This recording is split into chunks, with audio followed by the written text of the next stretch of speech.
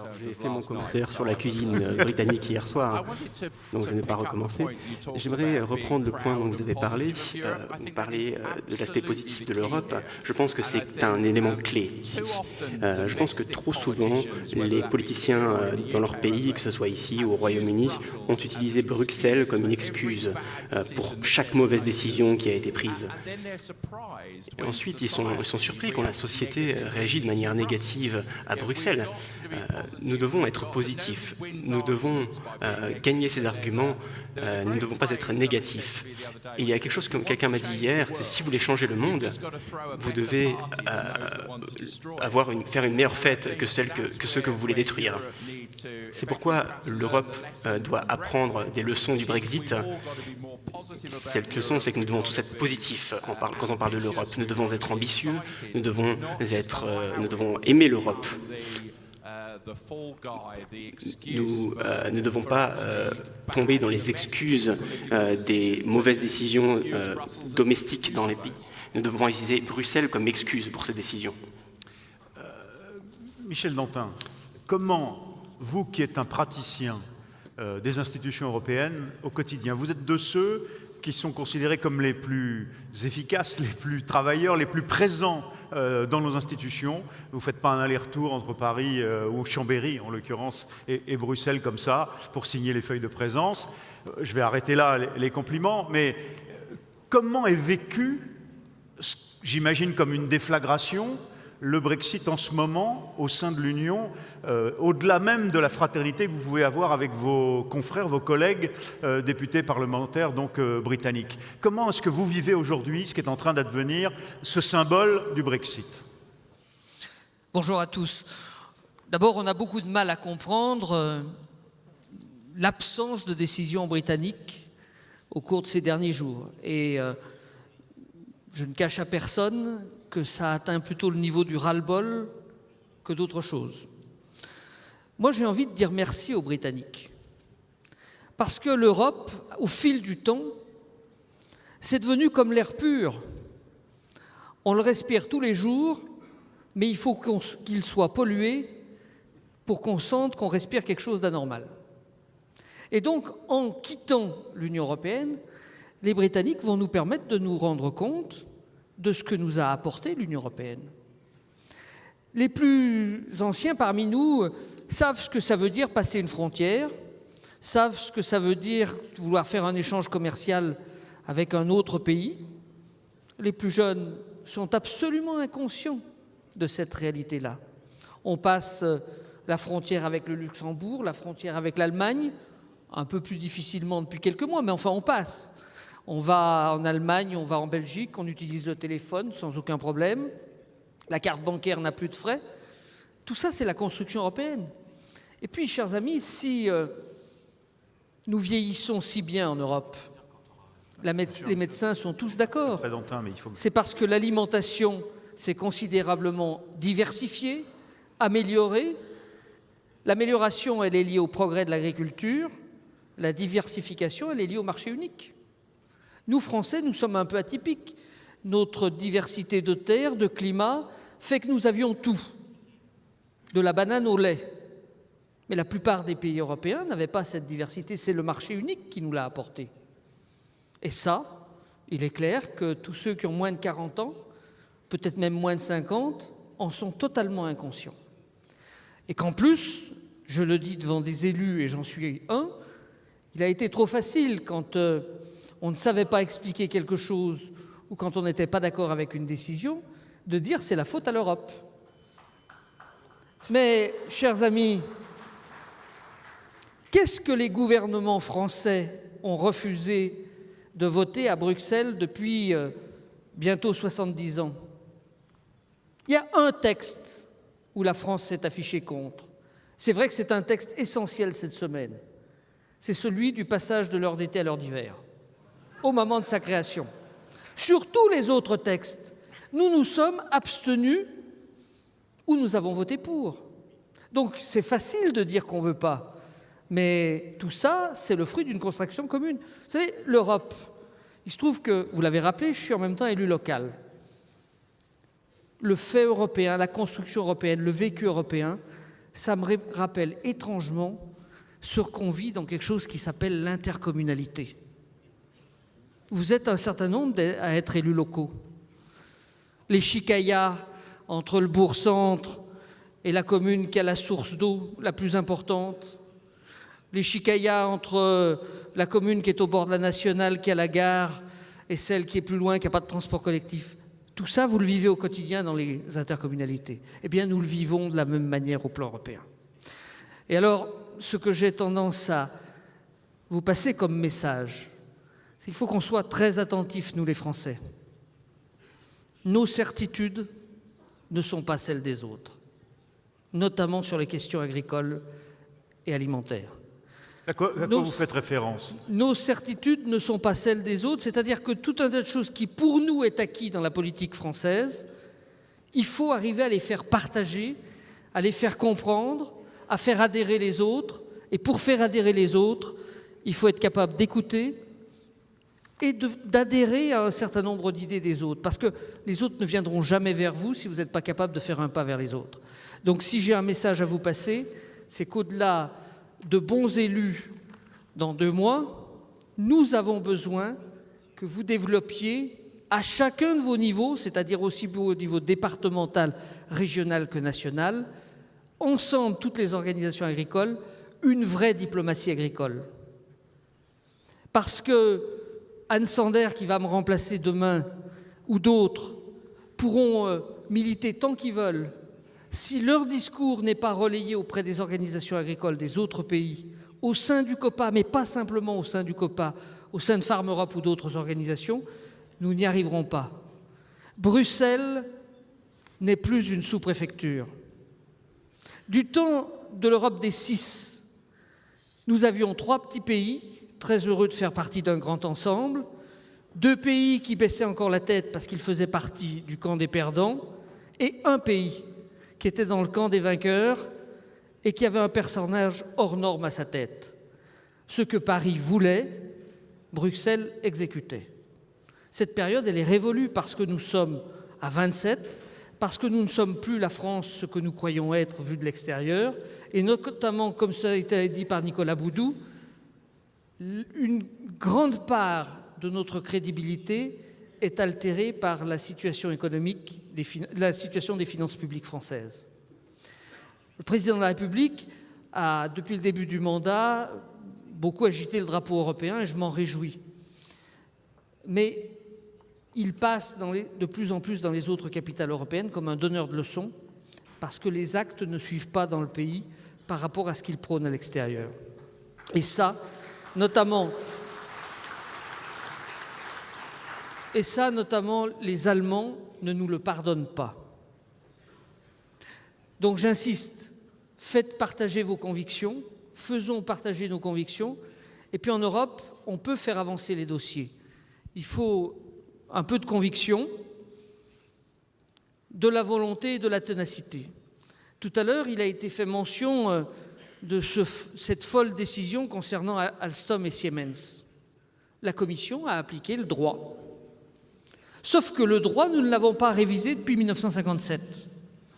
Sur la politique, sur le volet agricole, tout ce qui a été fait dans les États généraux de l'alimentation, dont je souhaite que ça marche, ça n'a été rendu possible que parce que nous avons au niveau européen modifié le droit de la concurrence en matière agricole. J'ai pas honte de le dire, j'ai mouillé la chemise sur ce dossier plus que d'autres.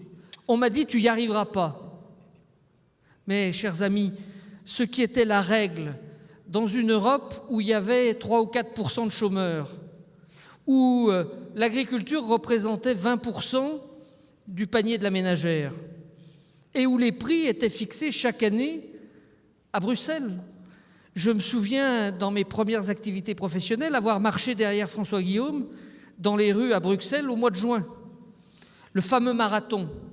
Il fallait protéger la décision politique. Les accords commerciaux, les accords entre entreprises n'avaient pas le droit de parler de prix. En 1992 et surtout en 2003, on a changé cette règle-là, mais on a oublié d'adopter le droit de la concurrence en matière agricole. Et puis aujourd'hui, dans une Europe où le panier de la ménagère ne consacre plus que 8 à 10% à l'agriculture, où le taux de chômage est à 9 ou 10%, il me semblait primordial que l'intérêt du citoyen consommateur ne vienne pas en contradiction avec l'intérêt du citoyen travailleur. Il fallait réviser le droit de la concurrence, nous l'avons fait. Vous pouvez vous organiser plus librement. Les OP ont une marge de manœuvre extraordinaire. J'ai envie de vous dire une chose, utilisez-la.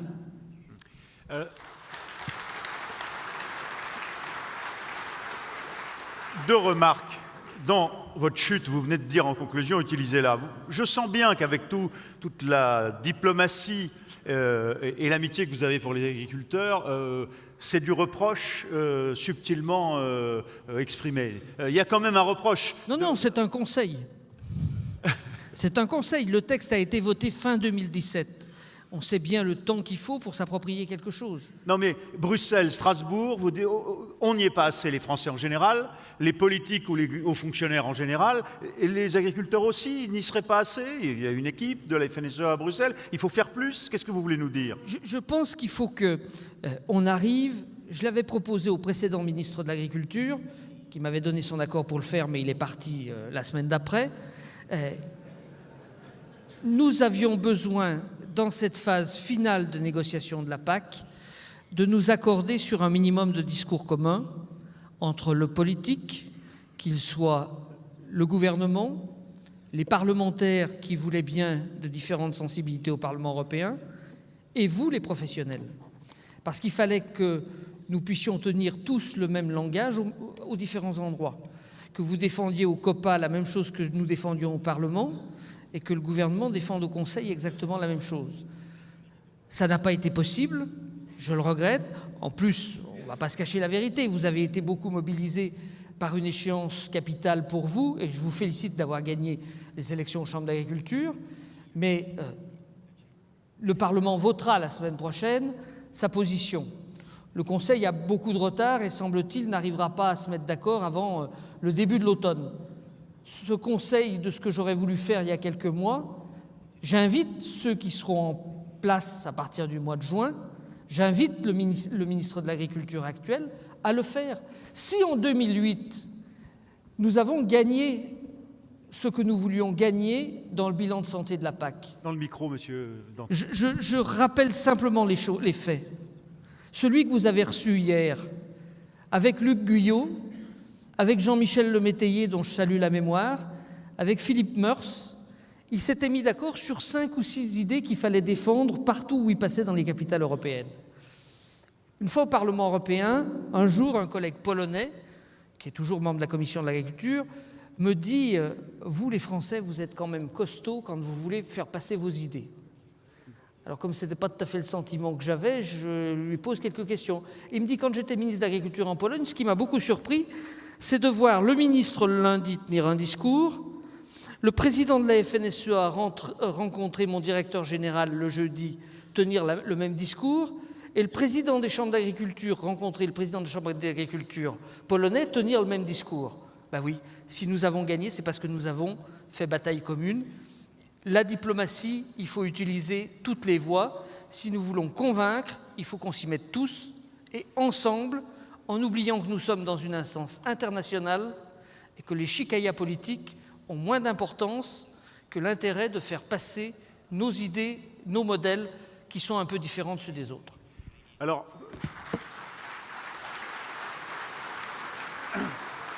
vous venez là de répondre à une des questions qui viennent de la salle avec les SMS. En effet, sur qu'est-ce que ça veut dire concrètement et comment adapter sa méthode pour mieux peser en Europe. Vous lisez celle-ci qui est un remerciement, qui salue votre travail. Les questions des décisions. Je voudrais revenir sur le Brexit. Pardon, mais une des questions qui est passée juste avant, c'était quelle va être la conséquence où on a un risque de catastrophe pour l'agriculture française si on n'arrive pas à un accord à Londres avec l'Union pour les agriculteurs de manière générale. Quelle peut être la conséquence pour le monde agricole du Brexit si on n'en sort pas bien, si j'ose dire? Mais si les chefs d'État et de gouvernement ont tenu une telle unanimité derrière le négociateur avec la volonté ferme d'obtenir un accord, c'est parce que nous avons la conviction que pour les deux parties, obtenir un accord de sortie, c'est mieux que le grand vide. Un chiffre, les Britanniques importent chaque année 2 millions de tonnes de viande bovine. La part essentielle vient d'Irlande, la part française est significative. Si le 13 avril au matin, nos amis britanniques nous disent votre viande sans hormones, votre viande sans OGM, ce qu'ils ont toujours plus ou moins contesté à Bruxelles, bye bye. On va faire quoi de nos 2 millions de tonnes de viande? Cet exemple-là, je peux le reproduire pour le lait. Vous qui venez de Normandie, de Bretagne, des Hauts-de-France, vous avez toutes les semaines des exportations de produits frais vers la Grande-Bretagne. Demain, ils seront taxés, sans accord, à 20%. Vous savez, il se trouve que dans ma vie privée, mes voisins, de l'autre côté du mur, sont une Irlandaise du Nord, mariée avec un Suédois, travaillant pour une agence de tourisme qui s'appelle Trafalgar. Et ils sont basés à Chambéry parce que c'est à mi-distance de 2 grands aéroports et qui travaillent dans le monde du tourisme. La baisse de la livre, moins 14% depuis le Brexit. Ils n'ont pas besoin de me faire de discours. Il suffit de voir dans leur vie quotidienne ce que ça a engendré en termes de baisse du pouvoir d'achat.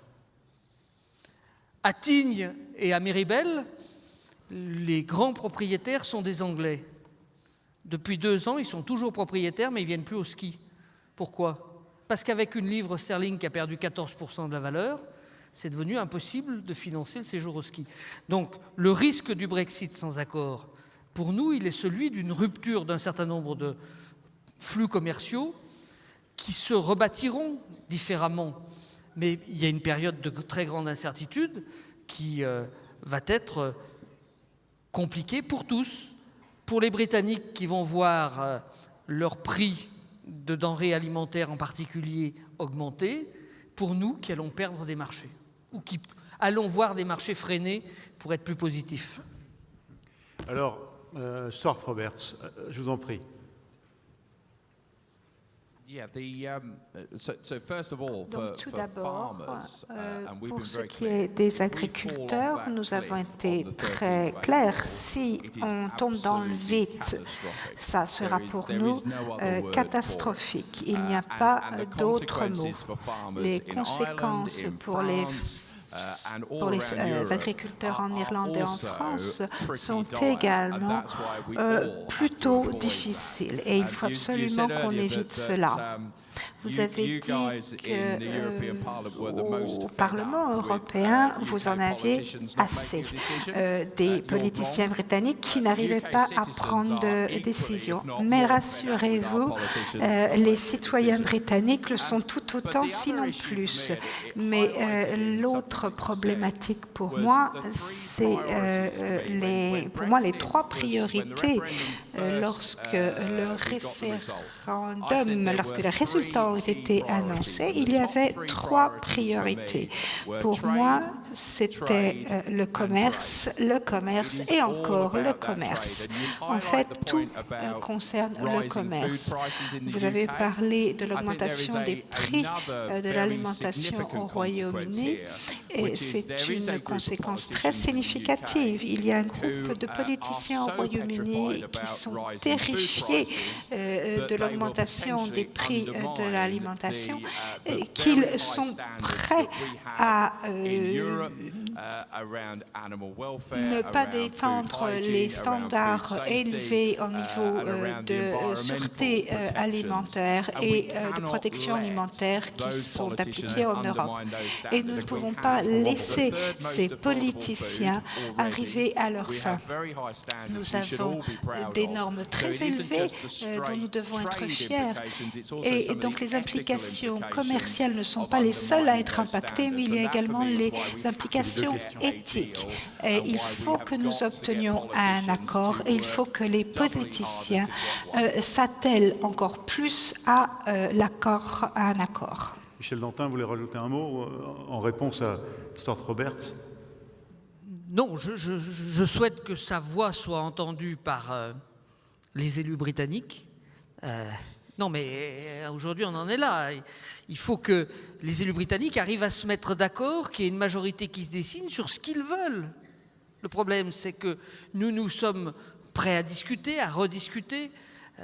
Barnier est un homme de bonne volonté, vous le savez, il est prêt à repasser des heures à discuter, mais encore faut-il être d'accord sur qu'est-ce qu'on discute. Or, aujourd'hui, les votes d'hier au soir sont quand même, vus de l'extérieur, pour nous, complètement hallucinants, puisqu'il n'y a aucune majorité qui se dégage sur rien pour discuter de quoi que ce soit. Alors, Stuart Roberts, il y a plusieurs questions sur la filière ovine, the sheep farmer. Mais bon, je ne veux pas avoir l'air de fuir la question, mais on ne va pas entrer dans des débats de filière, parce que ce n'est pas tout à fait l'objet ce matin. Mais il y a énormément de votre production qui vient ici en France, et d'ailleurs, ça va être un problème pour vous aussi. The UK, that for instance, is going to be a problem for you as well? Yeah, absolutely. And when I say no deal will Et be quand je dis que catastrophic, ne pas avoir d'accord serait catastrophique, c'est vraiment la filière ovine qui le ressentirait le plus.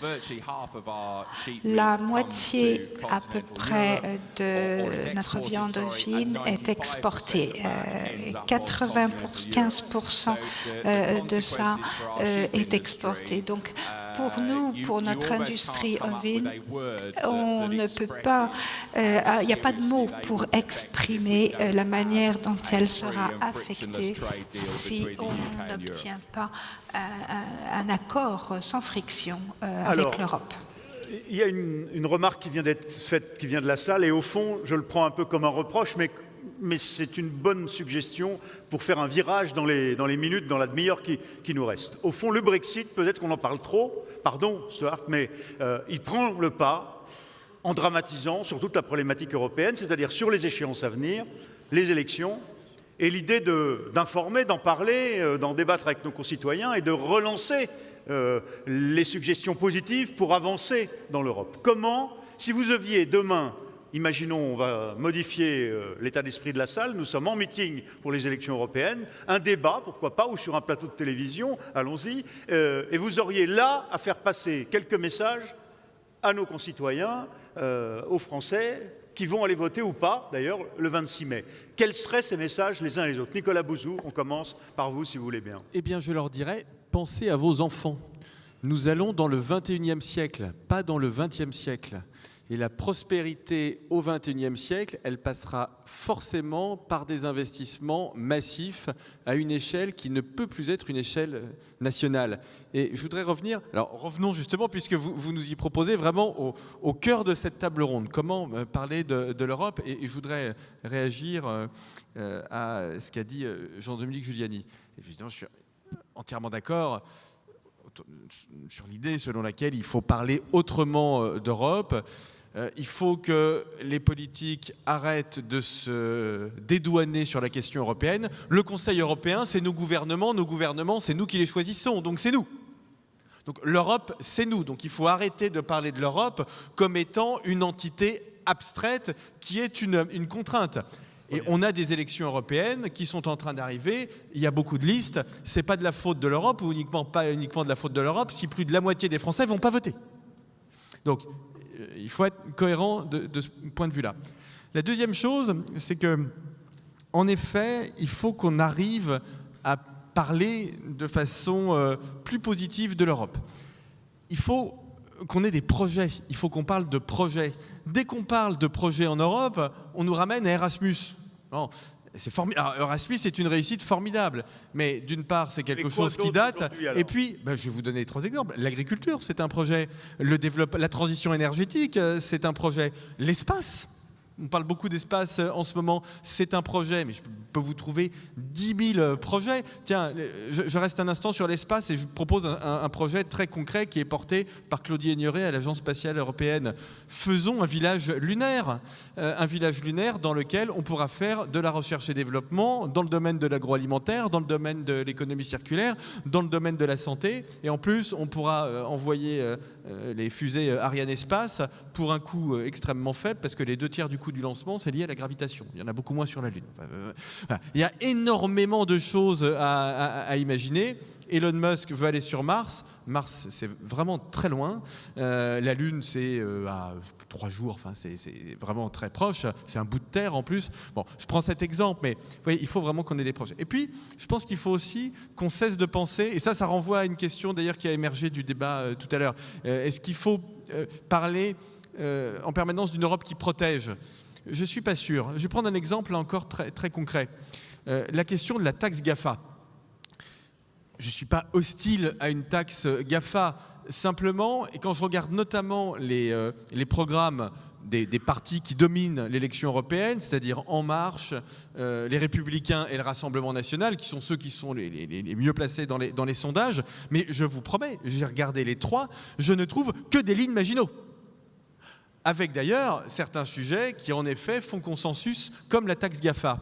Mais la taxe GAFA, ce n'est pas une taxe GAFA, c'est une taxe entreprise du numérique, notamment les entreprises européennes. Donc si vous voulez, après, il faut pas, la taxe GAFA, c'est une taxe Facebook, c'est une taxe Criteo. Hein, d'accord ? C'est les deux à la fois. Donc je ne suis pas forcément hostile à ça, mais je préfère qu'on réfléchisse à la façon de développer un Netflix européen plutôt qu'à la façon de taxer davantage Netflix, qui sera aussi une taxation contre nos entreprises à nous. Comprenez ce que je veux dire? Non, mais on a très bien compris cette problématique, mais nous sommes là dans un cas concret, il ne peut pas être plus simple et plus évident.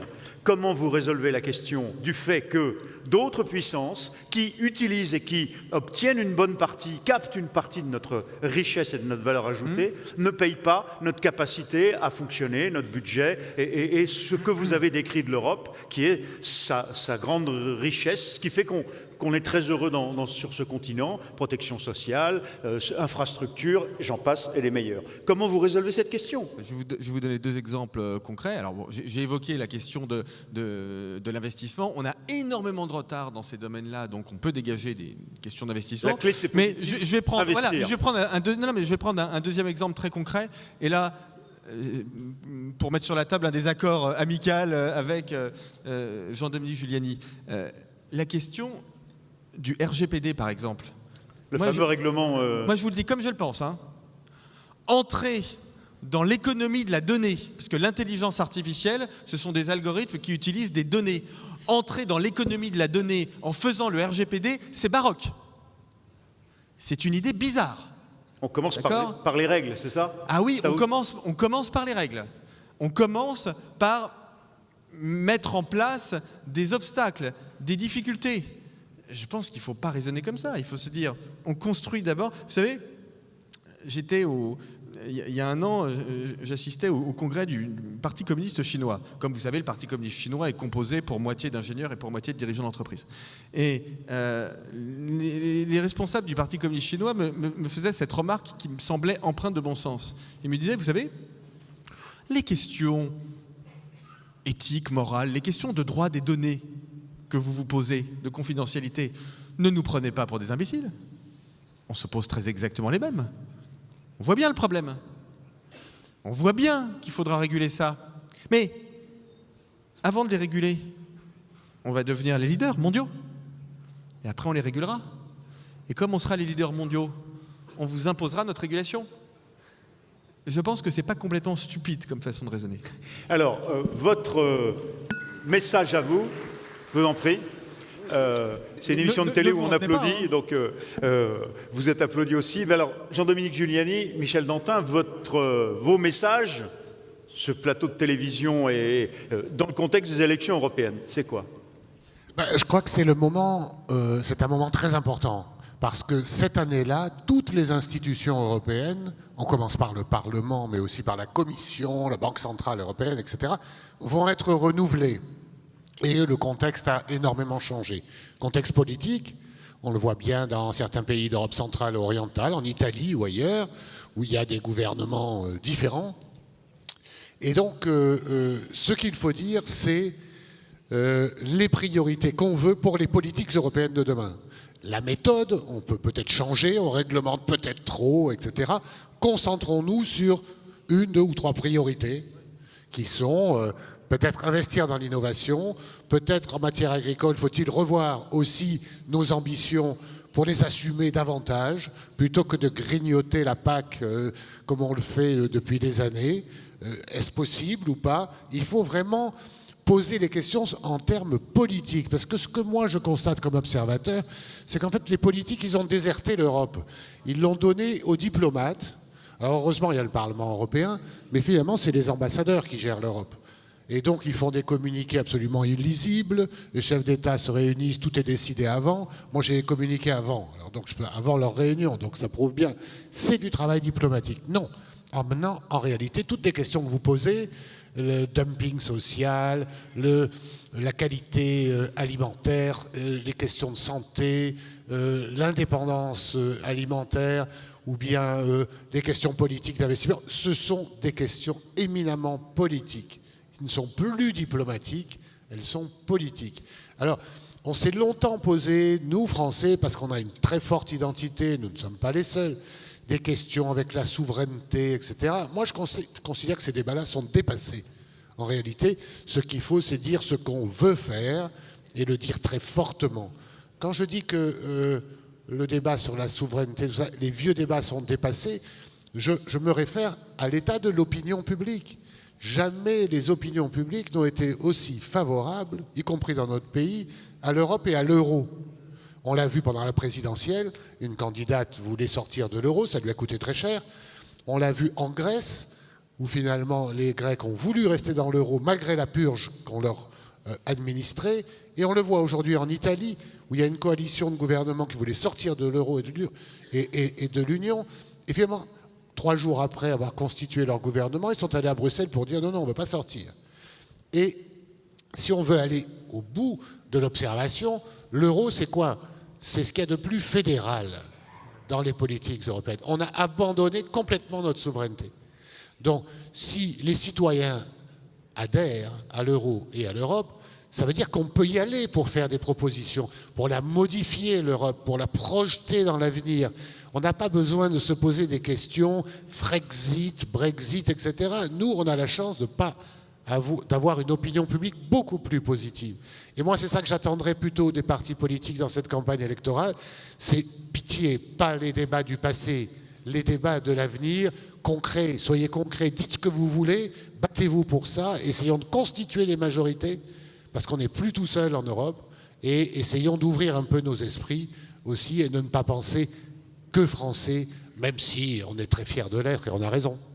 Vous avez vu tout à l'heure dans la vidéo le micro-trottoir réalisé ici dans le Congrès, cet agriculteur, déjà, j'allais dire un peu mature, oui, barbu, mais qui disait « j'ai connu que l'euro ». C'est-à-dire que c'est déjà un changement complet de paradigme et de culture aujourd'hui. Michel Dantin, vos voisins irlando-suédois, vous leur dites quoi? Est-ce qu'ils vont aller voter ou est-ce que vous avez besoin de les convaincre ou qu'est-ce que vous leur diriez pour qu'ils aillent convaincre? Même question à propos des jeunes, vos enfants, les plus jeunes aujourd'hui, pour les convaincre que c'est un scrutin d'enjeu au moins aussi important que notre présidentielle. D'abord, mes voisins sont tellement tétanisés par ce qui arrive que je n'ai pas besoin d'aller les convaincre. C'est plutôt eux qui me disent « battez-vous pour qu'on garde l'Europe et qu'on continue à construire ce vivre ensemble ». L'Europe, pour moi, c'est, il faut le rappeler toujours, c'est 3 victoires. Elle n'a pas de goût pour tout le monde, mais la paix, ça reste un acquis essentiel sur ce continent. Et on sait bien que tout ce qui s'est produit par le passé peut se reproduire un jour si on y prend garde. Pas dans les 20 ans qui viennent, mais la paix, c'est l'acquis. Le fait que l'Europe soit la première puissance mondiale sur le plan économique, la première puissance économique, évidemment que l'ouvrier d'usine qui voit son usine fermée pour partir en Pologne, il n'en a rien à foutre. Il n'empêche que cette richesse, il faut que nous continuions à la construire. C'est l'Europe qui nous a permis de l'être. 3e chose, ça n'a peut-être pas de goût pour saveur non plus pour nous les Français, parce que la liberté a toujours été inscrite au fronton de nos mairies. Mais nous avons acquis sur le continent toutes les libertés, y compris celle dont je parlais tout à l'heure, la liberté de s'alimenter comme on veut, avec ce qu'on veut. Donc, le message que je passerai, c'est faites juste attention à ceux pour qui vous votez. Dans les euros favorables, Il y a 36 versions, vous avez le choix.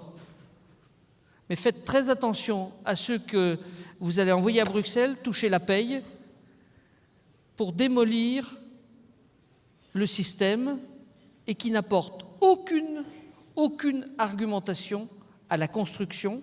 Leur seul souci, c'est de démolir.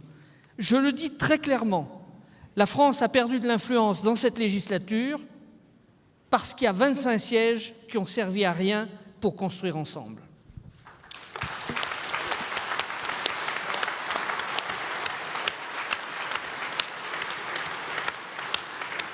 Alors, je ne veux pas faire de flagornerie avec les gens qui sont ici, mais ça me frappe quand même, les questions qui arrivent, beaucoup sont aussi des affirmations de volonté européenne. Hein. Construire l'Europe en mode projet pour une agriculture forte, plus fin de Brexit, FIN, the end, mais fin, hein, I'm hungry d'Europe, bon, très bien. Tout à l'heure, il y en a une qui est passée aussi, plus d'Europe, plus de budget. Bon, il y a une prise de conscience chez tout l'encadrement, je dirais, les entrepreneurs et les élus du monde agricole qui est con. Mais pour aller encore plus loin, vous nous avez donné des arguments. Donnez-nous un projet, là, qui pourrait être emblématique, simple. C'est quoi? Un président européen? À nouveau une constitution? On a vu ce que ça a donné. Donnez-nous un projet qui pourrait convaincre le jeune de 18 ans qu'il faut y aller. Non. Le monde n'a jamais été aussi instable, aussi dangereux qu'en ce moment. Nous avons véritablement besoin de construire une politique de sécurité et de défense commune. Il ne s'agit pas d'aller mettre le logo de l'Europe sur l'épaule de nos soldats. Il s'agit de rendre possible en toutes circonstances le travail ensemble des différentes armées européennes, des différentes armées des différentes nations européennes. Aujourd'hui, lorsque vous rencontrez des officiers supérieurs qui ont été sur des théâtres d'opérations extérieures, ils vous expliquent qu'ils font avec des bouts de ficelle parce que les politiques n'ont pas été capables de construire pour qu'un avion français n'explose pas un char polonais au sol. Le président des États-Unis nous a clairement dit que la défense de l'Europe, c'était plus son affaire. Mais la défense des intérêts européens, elles ne sont pas en Europe. Si nous avons à gérer aujourd'hui sur notre territoire la montée du terrorisme, c'est parce que nous avons été incapables d'aller traiter Daesh au moment où il fallait le traiter en Syrie. Donc nous avons besoin d'une vraie construction en termes d'informatique en particulier, d'outils numériques, de conception commune. Il y a des avancées possibles aujourd'hui. L'Allemagne a beaucoup évolué sur ces questions de défense. Mettre 2 ou 3%, parce que c'est de ça dont il s'agit, d'argent supplémentaire sur des budgets de la défense, ça doit aboutir à des dépenses nationales en moins et ça ne doit pas altérer des budgets qui, pour moi, restent essentiels. Celui de la politique agricole en est un, celui de la politique régionale en est un autre. Mais il faut que nous le disions de manière très claire et il ne faut pas que le discours change en fonction des interlocuteurs. J'ai le souvenir, comme journaliste politique, de la période Tony Blair-Lionel Jospin, où à un moment donné, avec un sommet à Saint-Malo, on avait envisagé, par exemple, un nouveau porte-avions qui aurait 2 équipages, un équipage anglais, un équipage français, et que régulièrement, ce bateau, ce porte-avions, cette puissance militaire serait à la mer, mais avec les 2 couleurs, en quelque sorte. Bon, ça c'est fini complètement. C'est ce que vous vouliez dire tout à l'heure, Nicolas Bouzou, quand vous disiez « mais on n'aura plus de guerre demain avec les Allemands, ça n'arrivera jamais ». Mais, en revanche, je vous trouvais bien optimiste. Je ne sais plus si c'est vous ou bon, le problème de la défense, c'est plutôt ça. C'est que techniquement, on pourrait, en se mettant en commun, être 10 fois plus puissant et éviter d'éventuellement en plus se détruire les uns les autres sur le champ de bataille parce qu'on n'a pas les mêmes codes ou les mêmes référentiels, même si l'OTAN a développé ça. C'est plutôt ça l'enjeu aujourd'hui. Là encore, investir et construire ensemble plutôt que de fixer des règles. Non, mais je suis évidemment entièrement d'accord avec ce qu'a dit Michel Dantin. Parce que quand je disais qu'il n'y avait pas de risque de guerre contre l'Allemagne n'est pas un califat Daesh, de ce que je crois comprendre. Et donc, voilà, il n'y a pas de... Pas d'enjeu de... Non, mais non, il n'y a évidemment aucun enjeu. Mais il n'y en a pas non plus avec des gouvernements européens avec lesquels on n'est pas amis en ce moment. Monsieur Salvini ou Orban ne veulent pas envahir la France. Ils veulent mener des politiques populistes dont ils jugent que le cadre européen aujourd'hui n'est pas complètement adapté pour les mener. Voilà, donc c'est un débat si vous voulez, mais ce sont des gouvernements qui, à titre personnel, ne me sont pas sympathiques, mais ils ne me sont aucunement hostiles. Raison d'ailleurs pour laquelle, au passage, pour faire un peu de politique politicienne, je pense que mettre leur visage dans un clip de campagne n'est pas l'idée du siècle, si vous voulez. Parce que les Hongrois... À quoi vous faites référence? Il y a un clip En Marche. Il y a un clip En Marche bientôt. Je pense que c'est pas une idée génialissime, parce que les Hongrois et les Italiens sont dans l'Union européenne et ce sont de toute façon des alliés. Mais sur les projets, puisque vous posez la question des projets, mais il y en a plein. Alors, j'ai cité l'espace, mais je vous en donne 2, 3 autres pêle-mêle. La question de l'Afrique. On a une Afrique qui, en plus, est très largement francophone, qui est la dernière zone du monde dans laquelle la démographie augmente. C'est-à-dire que, en fait, quand vous regardez les chiffres de la démographie mondiale, vous avez une baisse du taux de fécondité au niveau mondial, donc il n'y a pas de bombe de population, comme disent certains qui ne regardent pas les chiffres. C'est très exactement l'inverse. En fait, la population mondiale est en train de se stabiliser progressivement. Donc il n'y a pas d'explosion, il y a au contraire un atterrissage. Mais quand vous regardez le surcroît de population, donc c'est 3 milliards de personnes globalement, elles sont quasiment toutes localisées en Afrique subsaharienne. Ça veut dire que, au fond, si on se projette un peu, la Chine du 21e siècle, ce sera sans doute l'Afrique. Et l'Afrique, c'est proche de l'Europe.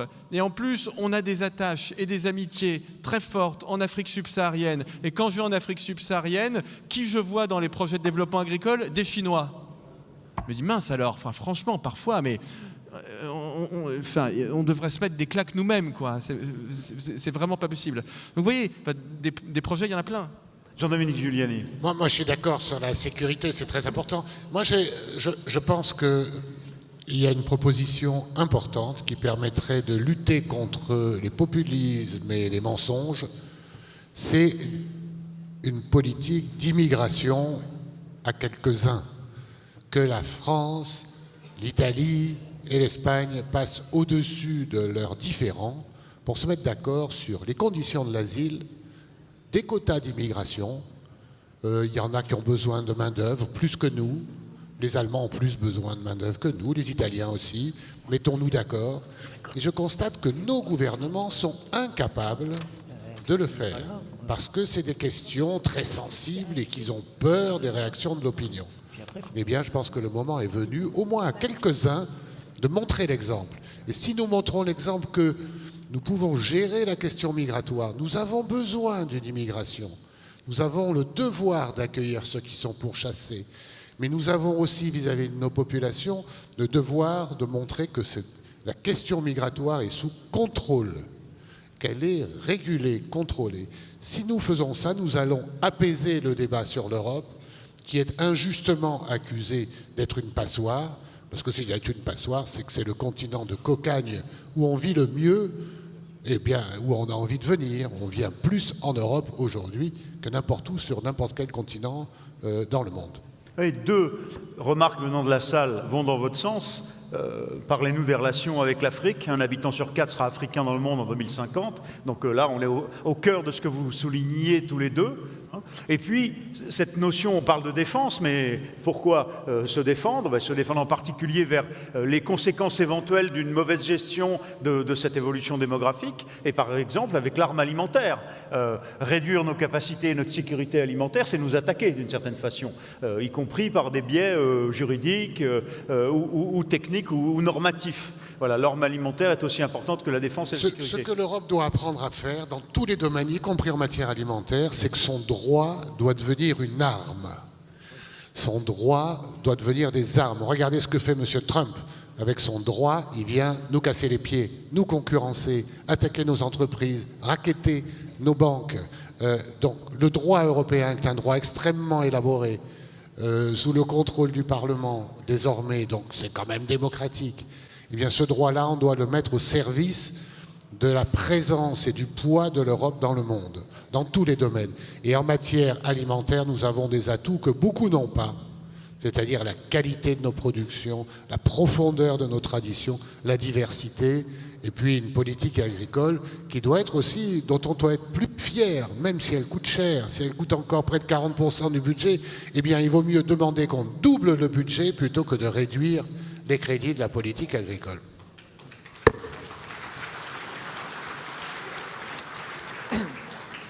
ne nous voilons pas la face, nous avons toujours un vent du Nord très libéral qui souffle, qui a eu une opportunité majeure quand nous étions dans une Europe à 15, parce qu'au Conseil, cette kyrielle de petits pays d'Europe du Nord était majoritaire et donnait finalement l'ambiance générale.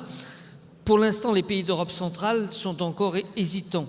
Mais je pense que nous pouvons constituer avec eux, nous les pays du Sud, une majorité qui rééquilibre les choses pour montrer qu'il faut que nous arrêtions d'être ouverts à tous les vents parce que nous voulons être plus vertueux que les vertueux et afficher une solidarité avec tout le monde et avec personne. J'ai des points de désaccord avec le commissaire Hogan, mais il y a un point sur lequel je veux lui rendre hommage, c'est son efficacité en matière commerciale. Il a réussi, sans faire beaucoup de communication autour, mais toutes les grandes entreprises agroalimentaires me disent la même chose, à rouvrir des portes, à ouvrir des portes, et jamais nos exportations n'ont été aussi importantes qu'au cours de ces 2 dernières années. Une Europe qui gagne, elle ne doit pas le faire dans la modestie, elle doit le faire en le rendant public à ses concitoyens. Et le fait que nous ayons gagné, nous les Européens, vous les agriculteurs français, des parts de marché dans le commerce alimentaire mondial, il faut que nous le fassions savoir. Nous sommes presque arrivés, je vous remercie Monsieur Dantin pour ces éléments supplémentaires, mais on est presque arrivé au bout de cette table ronde. Vous avez senti qu'il y a quelques moments d'atermoiement, mais c'est parce que, évidemment, on attend le ministre, tout simplement, et Christiane Lambert va nous rejoindre dans quelques instants. Je voudrais, en conclusion de cette table ronde, que vous nous disiez un mot chacun, si vous voulez bien, sur ce qui est à vos yeux le point qu'on doit retenir de cette discussion sur l'Europe. Peut-être qu'on peut commencer par vous, soit Roberts, en vous remerciant encore de votre présence. Qu'est-ce que vous voudriez retenir en dehors du dîner d'hier soir et d'une future victoire des Bleus sur les Anglais au rugby, mais ça c'est un vœu pieux. Qu'est-ce que vous voudriez qu'on retienne de notre discussion ce matin?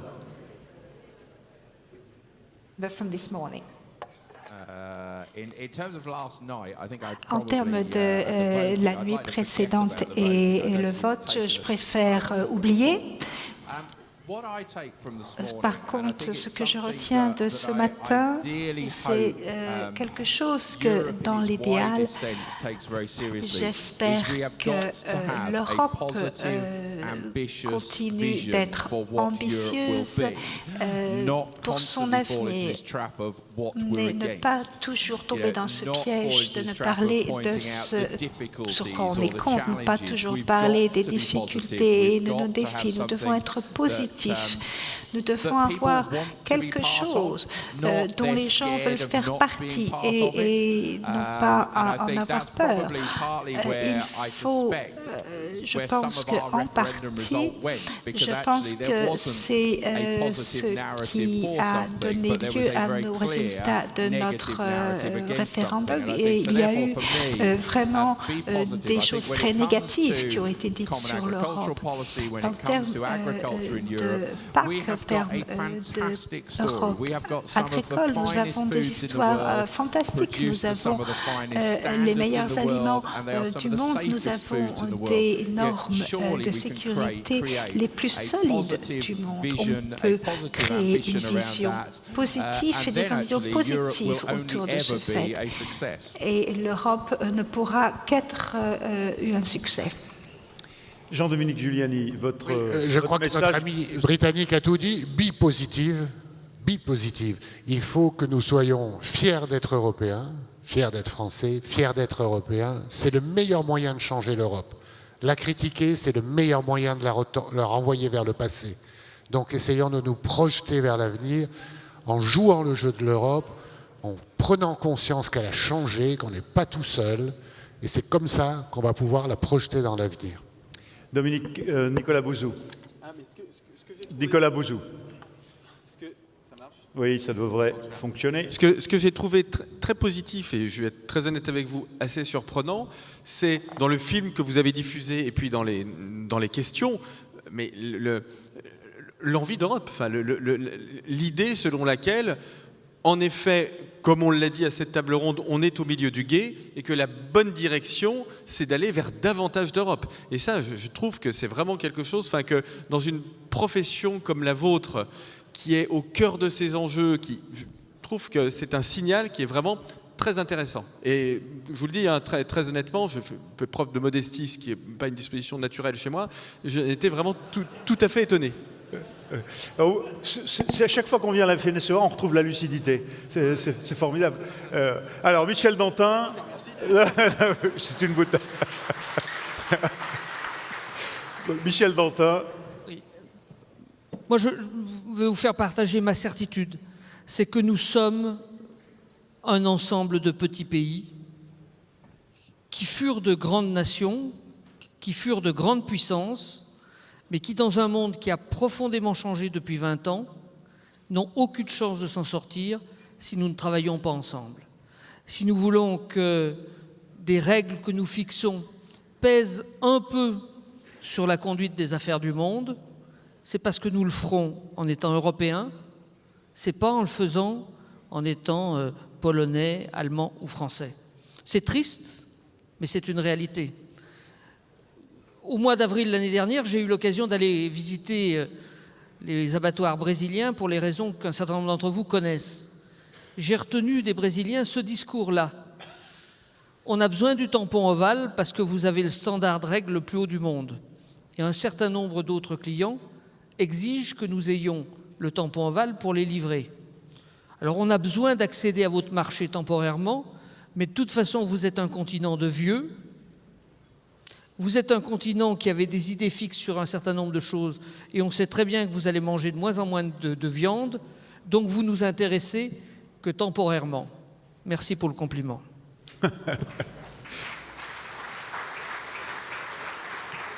Alors, je voudrais vous demander, mesdames et messieurs, de commencer par remercier les 4 orateurs de cette table ronde.